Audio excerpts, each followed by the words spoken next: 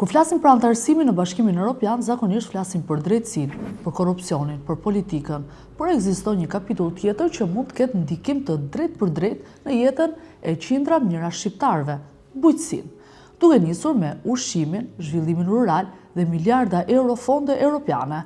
Në nëntor të vitit 2025, Shqipëria hapi klastrin e 5 të negociatave. BE thot se parat mund të vinë, por sistemi që duhet t'i administrojë ato nuk është ende gati. Për shumicën e vendeve që janë antarësuar në Bashkimin Evropian gjatë 2 dekadave të fundit, fondet europiane kanë transformuar ekonominë rurale, kanë financuar ferma dhe kanë ndërtuar sisteme vadidje, kanë modernizuar përpunimin ushqimor, kanë ndërtuar rrugë lokale, infrastrukturë dhe zhvillim rajonal. Por ekziston një kusht: Bashkimi Evropian nuk mund të financojë sisteme që nuk mund të kontrollohen.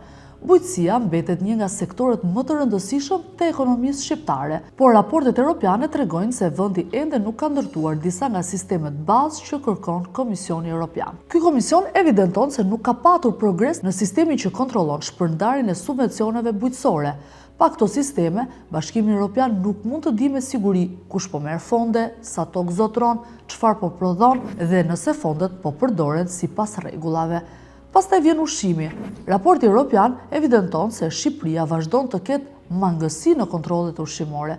Autoriteti kombëtar i ushqimit përballet me mungesë kapacitetesh. Sistemet e kontrollit mbeten ende të fragmentuara dhe laboratorët kërkojnë investime të mëtejshme. Në Bashkimin Evropian ekziston një parim i thjeshtë: çdo produkt ushqimor duhet jetë i gjurmueshëm, nga ferma deri tek tavolinat. Po ashtu dhe programet IPARD kanë treguar se administrimi i fondeve europiane kërkon standarde shumë më të larta kontrolli, auditimi dhe transparence sesa ato që zakonisht kërkon administrata shqiptare. Por ndoshta pjesa më pak e kuptuar e klastrit 5 nuk është bujqësia, janë fondet e kohezionit. Këto janë fondet që transformuan Poloninë, Rumaninë dhe Kroacinë dhe shumë vende të tjera të Europës lindore. A ka Shqipëria institucione që mund të menaxhojnë fondet e kësaj shkalle? Raportet europiane ende nuk kanë një përgjigje pozitive. A është gati Shqipëria që të administrojë mundësinë më të madhe financiare që sjell antarësimi në Bashkimin Evropian? Përgjigjja e Brukselit nuk është jo, por nuk është ende as po.